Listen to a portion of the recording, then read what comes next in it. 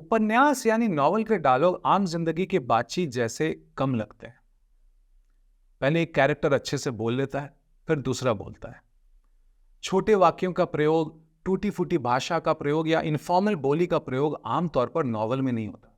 Novel के dialogue में एक खास बात क्या होती है, उनमें साहित्यिक फ्लेवर होता है।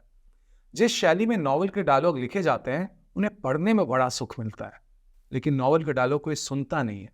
उन्हें अगर सुना जाए तो वो नेचुरल बातचीत की तरह नहीं लगेंगे। वहीं दूसरी ओर फिल्मों के डायलॉग सुने जाते हैं, पढ़े नहीं जाते, और इस छोटे से अंतर की बड़ी अहमियत है। वैसे देखा जाए तो थिएटर या नाटक का डायलॉग भी सुना जाता है, और इसलिए रंगमंच की दुनिया से आए कई नए लेखकों को यह लगता है कि फिल्मों के डायलॉग भी नाटक जैसे ही लिखे जा सकते हैं। लेकिन रंगमंच पर पूरी कहानी डायलॉग के जरिए कही जाती है, और इसलिए थिएटर का जो मीडियम है उसमें डायलॉग ज्यादा होता है। जीवन में होने वाली किसी भी बातचीत की तुलना में स्टेज पर बातचीत ज्यादा होती है। सिनेमा में यह जरूरी नहीं है। बहुत सी बातें बिना बोले कह दी जाती हैं, क्योंकि सिनेमा में कैमरा मौजूद होता है और कैमरा कहानी को कहने में बहुत योगदान करता है। फिल्म के डायलॉग जिंदगी से काफी मिलते जुलते लगते हैं। उनमें बातचीत होती है, टोका टोकी होती है, वाक्यों का जो ढांचा, जो स्ट्रक्चर होता है वो तोड़ा मरोड़ा हुआ हो सकता है, लेकिन फिर भी फिल्म का डायलॉग और आम जीवन की बातचीत में काफी अंतर होता है। वो अंतर क्या है? जीवन में हम अपनी सुविधा से बोलते हैं। जब मन किया हमने बोला, फिर रुक गए, फिर जब मन किया बोलना शुरू कर दिया। हम अपनी जिंदगी की बातचीत में स्ट्रक्चर लेकर नहीं आते, वैसा ढांचा लेकर नहीं आते जैसा एक फिल्म के डायलॉग में होता है। जिंदगी में हमारी कई बातचीत ऐसी नहीं होती जिसका कोई खास नतीजा निकलने वाला है। जैसे किसी दोस्त से फोन पर बात कर रहे हैं, या रात में खाने पर परिवार के साथ बैठकर बातें कर रहे हैं, या चाय पीते हुए चाय की दुकान पर बातें चल रही हैं। ऐसा इसलिए होता है कि बातचीत हमारे रोज की जिंदगी का हिस्सा है, और रोज की जिंदगी में कोई टाइम लिमिट नहीं है कि आपके पास इतना ही समय है। आप आज कुछ नहीं कह पाए तो आप कल कह लेंगे। इसलिए हमारी आम जिंदगी की जो बातचीत होती है वो इतनी ज्यादा डेंस नहीं होती, इतनी ज्यादा मीनिंगफुल नहीं होती, और वो रेपिटेटिव भी हो सकती है। लेकिन फिल्म में समय कम होता है, और इसलिए फिल्म में डायलॉग का जो फ्लो है, जो प्रवाह है, उसका नेचुरल और रियलिस्टिक होना जितना जरूरी है, उतना ही जरूरी उसका फोकस्ड होना। फिल्म का डायलॉग दिशाहीन नहीं हो सकता, इधर उधर नहीं जा सकता। फालतू की बातों से आप उसकी डेंसिटी कम नहीं कर सकते, और इसलिए फिल्म के डायलॉग को हम एक स्ट्रक्चर देते हैं, एक एक शब्द को तराशते हैं। और आम जिंदगी में हम जैसे बातचीत करते हैं, फिल्म का डायलॉग वैसा लगता जरूर है, लेकिन फिल्म के डायलॉग पर बहुत काम करने की जरूरत होती है। इसे करने के कोई दो रास्ते नहीं है, सिर्फ एक रास्ता है, और वो है प्रैक्टिस। इन्हीं कारणों से फिल्म में डायलॉग लिखना फिल्म लिखने के सबसे मुश्किल स्टेप्स में से एक है। यह इसलिए भी मुश्किल है क्योंकि डायलॉग लिखते वक्त लेखक अक्सर ये भूल जाते हैं कि यह शब्द लेखक नहीं कह रहा, यह वो कैरेक्टर कह रहा है। और कई बार लेखक डायलॉग के जरिए बहुत कुछ तेजी से और आसानी से कह डालने की कोशिश करता है।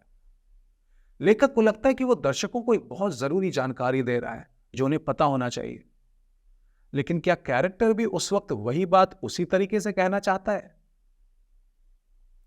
मान लीजिए एक सीन है, एक गरीब किसान खेत से अपने घर लौटा है और किचन में देखता है कि खाना नहीं है। वो अपनी बीवी से पूछता है कि खाना क्यों नहीं है, और उसकी बीवी का जो डायलॉग है वो कुछ इस किस्म का है, तुम मुझसे क्यों सवाल कर रहे हो? क्या तुम्हें पता नहीं कि घर में अनाज का एक दाना नहीं? 5 साल से बारिश नहीं हुई। क्या ये तुम भूल गए हो कि हमारी गाय पिछले हफ्ते मर गई, हमारी बकरियां बीमार पड़ी हैं? अगर इस तरह से आप उस किसान की बीवी का डायलॉग लिखेंगे तो ये सुनकर ही गलत लगता है। क्यों गलत लगता है? क्योंकि आपके लिए, लेखक के लिए तो ये सारी जानकारी कि बारिश नहीं हुई, घर पे अनाज नहीं है, गाय मर गई, ये सारी जानकारी दर्शकों को देना जरूरी है। मगर जो किसान है उसे तो ये बातें पता ही होंगी ना। तो किसान की पत्नी उसे इस तरह एक एक करके बातें क्यों गिना रही है? और इसीलिए आपको ये याद रखना चाहिए कि जल्दी से, आसानी से दर्शकों को आप कुछ इंफॉर्मेशन दे दें, इस कोशिश में आप किरदार से वो ना कहलवा दें जो किरदार कभी कहेगा ही नहीं। याद रखिए, दर्शक इसे तुरंत पकड़ लेते हैं कि ये जो डायलॉग है जबरदस्ती का डायलॉग है, हमें कुछ ज्यादा ही बताया जा रहा है, जो कि बिल्कुल भी नेचुरल नहीं लग रहा है। उसी तरह संवाद का प्रीची होना भी ठीक नहीं है। अगर आप संवाद के माध्यम से उपदेश दे रहे हैं, अपनी कहानी का जो मैसेज है वो संवाद के जरिए सीधा ही दर्शकों को बताने में लगे, तो दर्शक बोर हो जाता है। उसे लगता है कि आप अपनी कहानी कहने से ज्यादा जो मैसेज है उसे दर्शकों तक पहुंचाने की फिराक में लगे हुए हैं। अगर आप रियलिस्टिक सिनेमा पसंद करते हैं और आप वैसे डायलॉग लिखना चाहते हैं जैसा आम जीवन में बोला जाता है, तो भी आपको सावधान रहने की जरूरत है, क्योंकि डायलॉग सादा नहीं हो सकता। डायलॉग में बहुत फ्लेवर होने की जरूरत है, जैसे खाने में मसाला। उसके बिना डायलॉग बेस्वाद लगेगा, लेकिन ज्यादा होने पर भी मामला बिगड़ जाएगा। डायलॉग ऐसा ना हो कि उसमें बहुत ज्यादा डायलॉगबाजी लगे, वो बहुत कॉम्प्लेक्स हो जाए या वो बहुत सोचकर बनाया हुआ लगे। हालांकि भारतीय सिनेमा में डायलॉगबाजी की भी अपनी जगह रही है।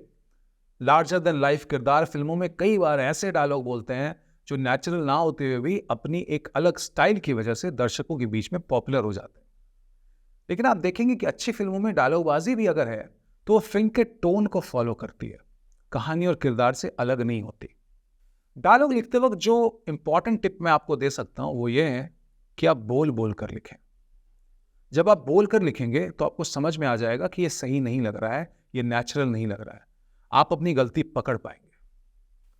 एक लेखक के तौर पर आपको हमेशा अच्छे डायलॉग को समझने का सेंस डेवलप करना होगा। जब आप लोगों से मिलें तो उनके बातचीत करने के ढंग को पकड़ें। रेल या बस में जा रहे हो तो आसपास के यात्रियों को बात करते हुए सुने। किसी रेस्टोरेंट में बैठा हो तो लोगों के बोलने का ढंग सुने। साथ ही अपनी भाषा के मुहावरे, लोकोक्तियां, कुछ विशेष शब्द जो आपकी भाषा में या आपकी बोली में बोले जाते हैं, उनका ख्याल रखें, उनका ज्ञान रखें। इसके अलावा अलग अलग उम्र, सामाजिक, आर्थिक वर्ग के लोग कैसे बात करते हैं, बच्चे कैसे बात करते हैं, बूढ़े कैसे बात करते हैं, कॉलेज के लड़के लड़कियां कैसे बात करते हैं, एक कॉर्पोरेट ऑफिस में एक बॉस और एम्प्लॉय कैसे बात करते हैं, इस तरह के अलग अलग लोगों से मिलकर सीखने की कोशिश करें। आपको यह भी ध्यान रखना चाहिए कि डायलॉग आप जितना छोटा कर पाएं उतना अच्छा होगा। अगर 4 वाक्यों का डायलॉग है, आप उसको 3 कर सकें तो बहुत बढ़िया। कई बार तो आप अपने डायलॉग को पूरी तरह से हटा दें और किरदार के चेहरे के भाव से, उसके एक्सप्रेशन से उसी बात को कहने की कोशिश करें। एक किरदार कह रहा है मैं बड़े गुस्से में हूं, उससे बेहतर है कि हम किरदार की शक्ल देखकर समझ जाएं कि वो बड़े गुस्से में। जहां सिर्फ सर हिलाने से या मुस्कुराने से काम चल जाए, वहां से डायलॉग हटा दें। कोशिश करें कि जितना हो सके आप डायलॉग को कम से कम रखें।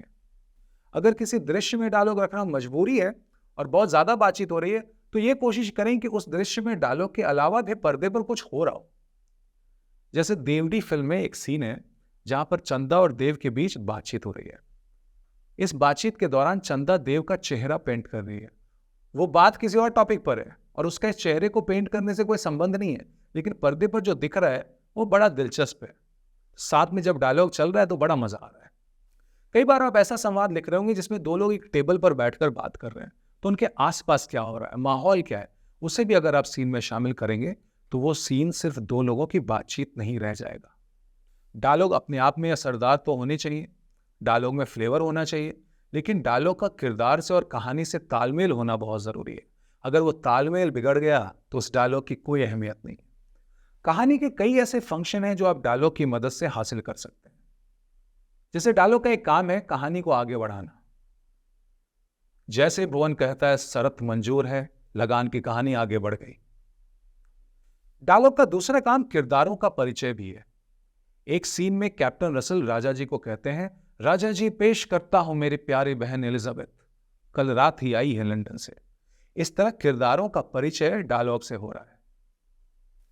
जब भी एक किरदार मुंह खोलता है और कुछ कहता है तो वो जाने अनजाने में ये बता रहा है कि वो कैसा इंसान है, वो क्या कहता है, कैसे कहता है, किसी बात पर उसका रिएक्शन क्या है। इन सब से हम किरदार का असल चेहरा, उसकी असल पहचान दर्शकों तक पहुंचा सकते हैं। डायलॉग इंफॉर्मेशन भी देता है। पास्ट में जो कुछ हुआ है या कहानी में आगे जो कुछ होना तय है, उसकी जानकारी दर्शकों तक पहुंचाता है।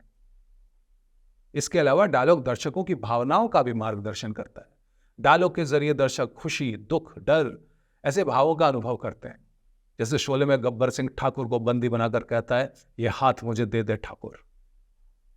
रंग दे बसंती में अजय की विमान दुर्घटना में हुई मौत पर रक्षा मंत्री की बयानबाजी देखकर सोनिया गुस्से में कहती है, मार डालो उसे। और वो डायलॉग हमें अंदर से क्रोध और बदले की भावना से भर देता है। जब भी आप कोई महान फिल्म देखें तो ध्यान दें कि उसके किरदार किस तरह से बातें करते हैं। लेकिन यह भी याद रखें कि पहला ड्राफ्ट लिखते वक्त आप इस दबाव में ना आ जाएं कि आपको बहुत ही बढ़िया डायलॉग लिखना है। पहला ड्राफ्ट लिखते वक्त आप काम चलाओ डायलॉग लिखकर पटकथा का ढांचा कंप्लीट कर लीजिए, सारे सीन लिख लीजिए। कई बार रीराइट करने के बाद जब आपको लगे कि फिल्म की कहानी और पटकथा अच्छी बन गई है, उसके बाद आप डायलॉग के लिए 2-3 बार और रीराइट करके उसे बेहतर बना सकते हैं। उस वक्त आप दृश्यों से ज्यादा छेड़छाड़ शायद नहीं करेंगे, लेकिन अपने डायलॉग पर काम करके आप अपनी फिल्म को कंप्लीट कर लेंगे।